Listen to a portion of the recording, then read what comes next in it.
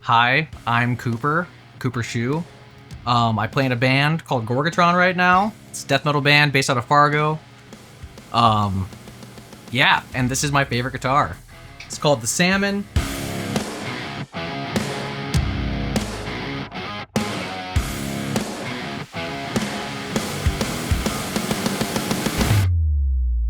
People started calling it the Slammin' Salmon after I painted it. It's my favorite. This one has done the most with me. This one has got the most mojo. It's been on every tour with me almost. And it's the first guitar that me and my dad painted, so I think I like that connection too. It used to be a 7-string Dave Davidson Warrior Pro Series. And then I ripped it apart and painted it. It was a B stock. I got a good deal on it. And I don't know why it was B stock. Like, the only thing I can think of is the tinting on the back is 2 different colors, kind of, but who gives a fuck about that? And it's actually signed by Dave Davidson too. Right on the back, DD. This guitar has been to a lot of places. It's been to everywhere in Europe. It's been all over Canada. It's been all over the States. I was going to retire this guitar from touring because the neck kind of it warps on me here and there, and then I gotta fix it. But I wanted to get booked a tour in Japan, and that be its last hurrah. But I don't know when or if that's gonna happen. But when'd you get it? 6 years ago. Yeah, so 2020, around 2019, I think I got it. And it's already been through so much. It's toured the world with me.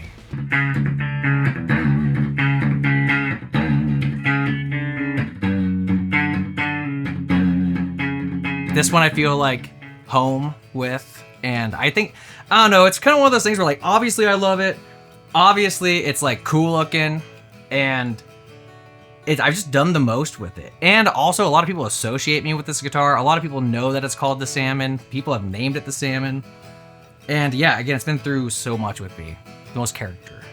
What's with the Hey Chad sticker? So I was on tour in Mexico, and we were playing this venue. I don't know, it was a weird place. And there was someone like live filming or live streaming it from some website on Facebook. And I decided to yell, "Hey Chad," which is my buddy Chad Phillips, into the camera when they were coming up and panning up on me close. And apparently he saw it. He's like, when I got back to the States, he was like, "Hey, did you yell my name in the camera?" I said, "I did."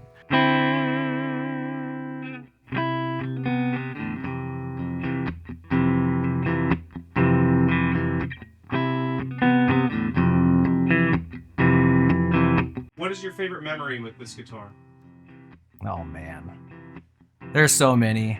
I think my most recent one was we played a Loud as Hell festival in Drumheller, Canada, and man, dude, we played the festival. We were day 1 co-headliners, and then the second night, my favorite death metal band, Revocation, Dave Davidson, this is his signature.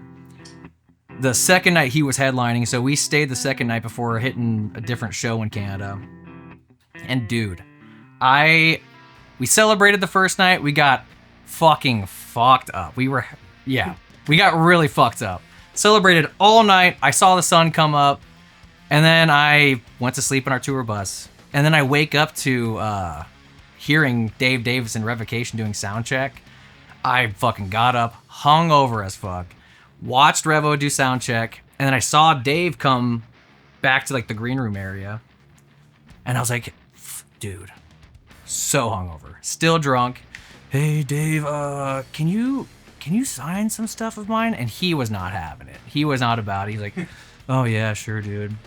And then I pulled out a backplate for my buddy Brian Kane. Shout out Brian Kane. Love you, Brian. Brian sets up all my stuff. Is he local here in Omaha? Yeah, Brian works at Dietz in Bellevue with me. Cool. He's awesome. But yeah, I mean, meeting Dave and having him sign my shit that's probably my favorite memory with this one most recently. And yeah, I gave him a backplate to sign. He's like, "Oh, cool." And then I opened up this guitar case, and he was like, "Dude, this is fucking sweet. What the fuck?" He was freaking out about my guitar. And I told him that I have another one that I painted, blue. It was a paint over. It's a blue over pink, and it's got Charizard stickers and shit on it. And you're a Pokemon fan like I am. I love Pokemon. I'm a Pokemon psycho. I have a Bulbasaur Jackson V2, actually, I painted it green. I put a Bulbasaur sticker on it. Dude, yeah. Here's what you should do. You should do 4 guitars, red, blue, green, pink, or yellow, Do the Pikachu to the starters? Yeah. Absolutely. That would be sick. That would be dope.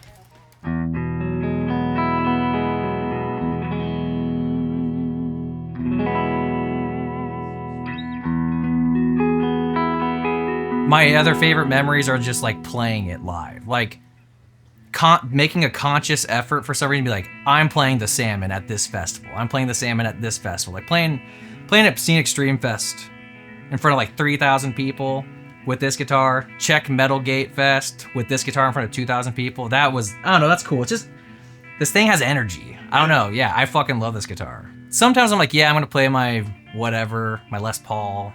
But most of the time I'm like, this is always my go-to. This is my workhorse. This is, I can play anything on it. Clean tone, metal. Dude, your guitar is badass. That Telly is dope, dude. I've seen you play that one for a long fucking time, too. Yeah, that was really sweet of you. I played some random solo show, and you came out. I saw you were playing. I'm like, man, I haven't seen Justin play in a while. I was at the Down Under Lounge. Yeah. I got back home. I was home for like a week, and I was just itching to get out of the house. Like post-tour blues shit. And I saw you were playing at Down Under Lounge. I'm like, well, I want to go see Justin. I remember that show, too, because you were like, I walked in, you saw me, and you're like, oh, and Cooper Schuh's here. And I went like this, I went. And you thought I was being serious, like, hey, dude, I'm sorry, man. I'm like, no, I was fucking with you. I was totally fucking with you. But I thought that was. With you. You're really good at sarcasm, but also sometimes it feels like it might be serious. I don't know. I love gaslighting people. I love lying, but not in like a. I don't want to get any benefits from it other than a laugh.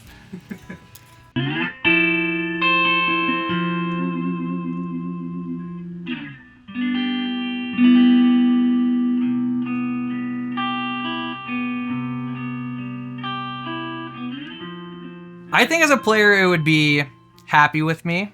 I think it'd be happy that I'm its owner. What it would say about me as a person, it would have we would have a lot of secrets together. That's for sure. But it would tell me to clean my hands more, wash my hands more before touching it. It would tell me not to drink as many beers. And it would probably tell me to give it a wash more. Because this thing it's beat up, dude. Like it's so much. It's a lot of character. I think the only thing stock really on it is are these tuners. That's the only thing stock? I think so. I've posted it on Facebook as a joke, like for like $1,000. But this guitar is honestly, if you had to put a monetary value on it, it's probably worth like $300. It's kind of a piece of shit. Like the guitar kind of fucking sucks in general. Like the neck's warping and. I don't know, like when you look at the specs, it fucking sucks. When you play it, it feels good. But live sounds super good. In the studio, you can kind of hear certain buzzing. Even though mainly when I'm recording with it, it's death metal. So it's just covered in saturation. There's tons of gain, lots of distortion, but you can still kind of hear like buzzing. Like just tremolo. It just sounds nasty. But live, it's like, who gives a fuck? It's rock and roll. It sounds so good. I think it's priceless, and I think I don't think I could get the amount that I would want out of it. Yeah, what would the number be to get you to sell it? I think I was talking about this the other day, 'cause since we decided to do this interview, I was thinking about the guitar a lot. I think 10 grand, I would be like, okay, let me see the money. Not nine? Not 9. It has to be 10 or more. That's where my brain was at. Good to know. If I win the lottery, maybe I'll buy a Salmon. See, now when I hear something like that, I'm like, no, dude, I don't want to sell it.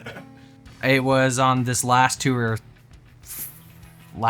in Europe, so like 5 or 6 months ago.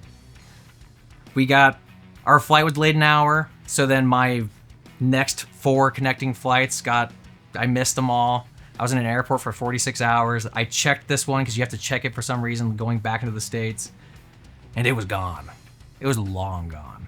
And then thankfully I was like kind of flirting with the ladies at Delta and they took my number. They found my guitar for me. They were very nice about it. So thank you, Delta. Fly Delta. Shout out Delta. Yeah. Maybe Delta will sponsor this. That'd be sweet. Yeah.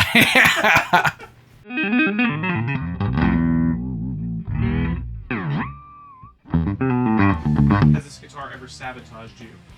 Yeah, dude. It fucking sucked, dude. I was so hyped. It was like it felt like I was like, okay, cool, I'm making moves, you know, like I'm doing stuff on my own, I'm doing stuff with my band, I'm touring a lot, I'm doing like the progressing musician thing, I'm trying to make this my career. And I got asked to do this MMA fight up in Fargo. It was like at some small event center, 400 people, and dude, I was doing sound check for fucking like hours, playing, going through the national anthem, everything. And they do the announcer thing. They're like, and Cooper Schuh is going to play the national anthem. And I started doing it. The first dive bomb I hit, my guitar cut out.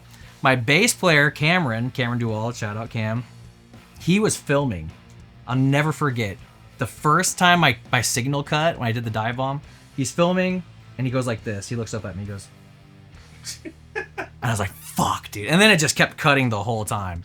So the rest of the day that I'm there with like my backstage pass, and I'm like gonna go get drinks or whatever, I'm seeing people everywhere, obviously. And they're like, hey man, that sounded like it was probably pretty good. But you know, it's a damn shame, dude. And I was like, yeah, man, that sucks, but whatever. So I just had to relive it all day. All day, dude. It sucked. I'll never forget. There were like curtains behind me where I could just leave and hang out. And all the fighters could hang out and shit. I went to the back through the curtains and I just stared at the ground. I was like, what the fuck just happened, dude? I was freaking out. It sucked. Do you want to redeem yourself and hit us with the national? I don't know how to play that. So I can't do it, but I'm not gonna play the national. I'm not doing that on here. Fuck you, dude. I am not doing that. That fucking sucked, dude. That was definitely the time I guess this guitar let me down. It was the jack. The jack was loose. Signal was cutting out. Do you feel like that drew you further away from it or closer together at the end of the day? It was a closer together thing. It's like, man, we've been through it all, haven't we? Yeah. Yeah, rock bottom can do that.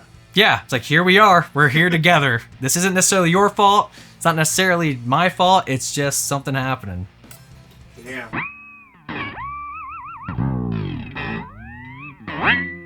You want to go through my Instagram or Facebook, you can see this guitar has gone through so many different versions, like tons of different pickups, tons of different configurations of pots and switches.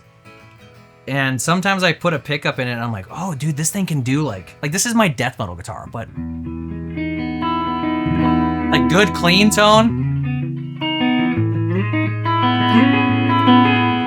Like that's glassy. Dude, that sounds great. That's glassy. And this is an Ibanez pickup. Like, I don't know. Is this kind of its final form, do you think? Or do you think there's a lot more to be had? This thing will change a lot. Yeah. And then dude, when I put this is an original Floyd Rose, so this is like the legit Floyd.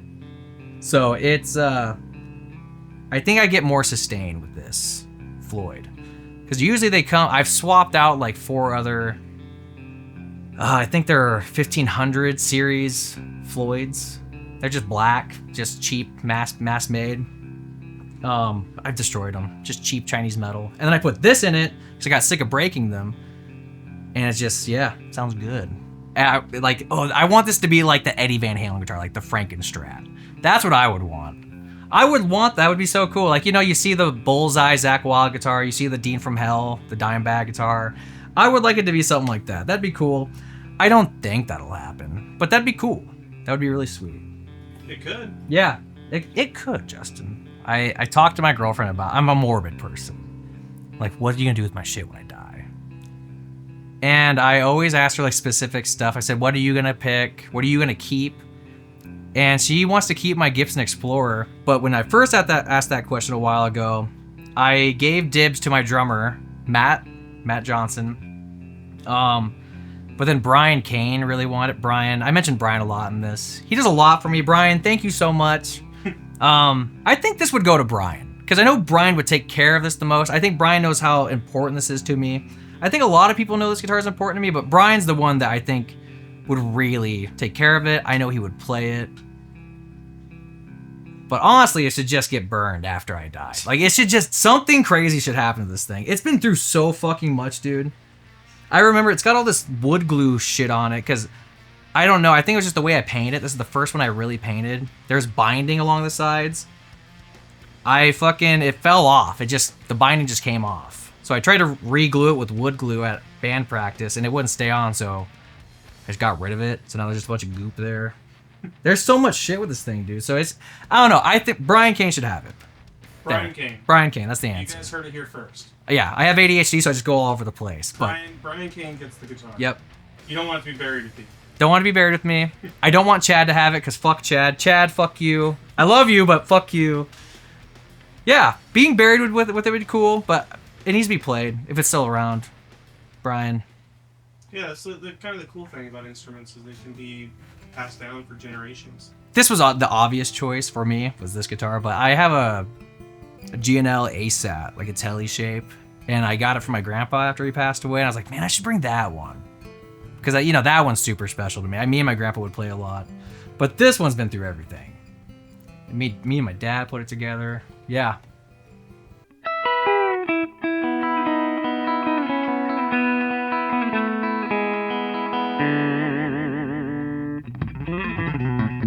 Hi, Mom. I love you, Mom. I love you a lot, Mom. Thank you. Fuck you, Chad. Fuck you, Brian. So, again, like I said, I'm currently in a band called Gorgatron. We are working on our next album that should hopefully come out by fall 2026. And then we'll tour it. The album's going to be called Turmoil. And Spotify. Anywhere you can find and stream music, go there. Go to YouTube, Gorgatron Official. Instagram, Gorgatron. My Instagram, Cooper Schuh, COOPSHOE. And yeah, rock and roll. Cool. That's all I got.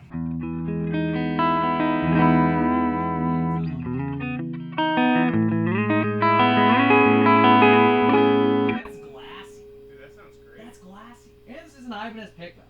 I hate doing this stuff, dude. I hate it. The second I know it's on, I'm like, oh fuck. I get like really. I'm not that person. It's so crazy, dude. You did great. Thank Loved you, it. Justin. You're just being nice to me. No, it was great, man.